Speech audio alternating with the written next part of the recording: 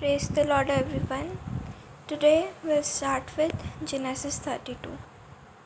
Jacob also went on his way, and the angels of God met him. When Jacob saw them, he said, "This is the camp of God." So he named that place Mahanaim.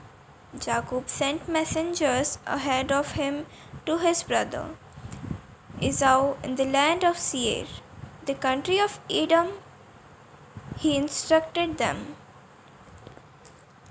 "This is what you are to say to my lord Esau. Your servant Jacob says, I have been staying with Laban and have remained there till now.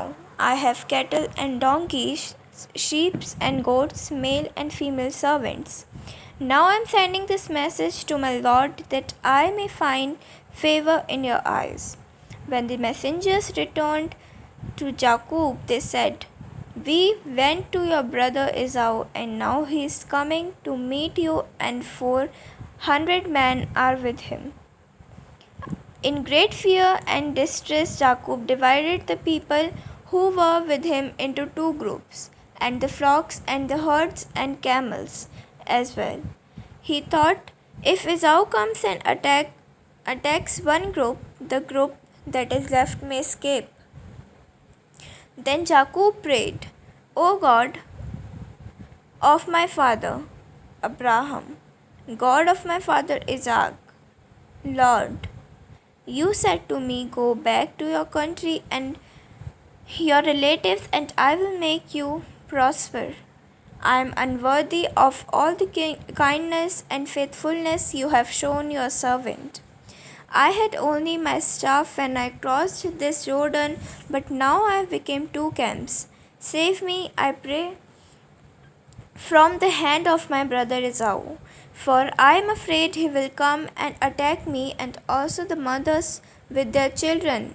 But you have said, I will surely make you proposer and will make you descendants, like the sand of the sea, which cannot be counted."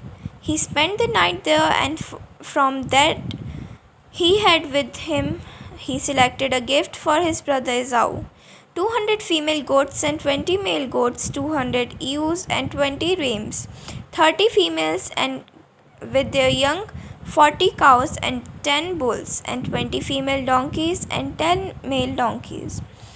He put them in the care of his servants, each herd by itself, and said to his servants, "Go ahead of me and keep some space between the herds."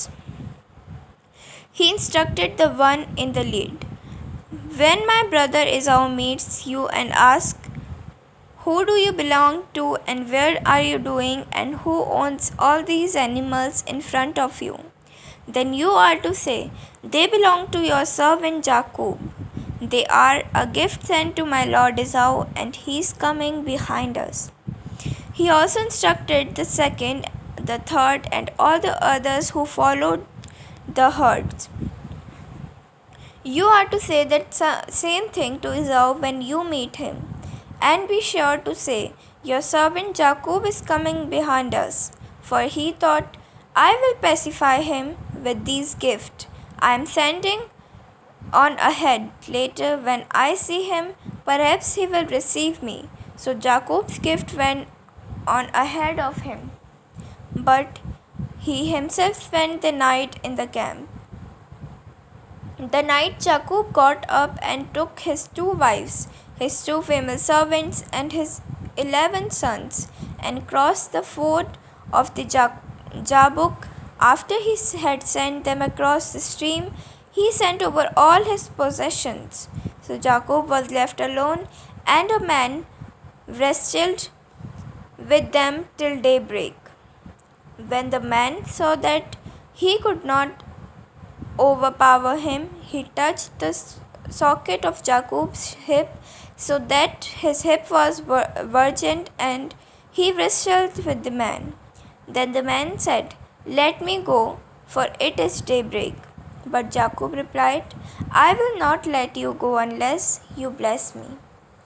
The man asked him, "What is your name?" Jacob answered. Then the man asked, "Your name will no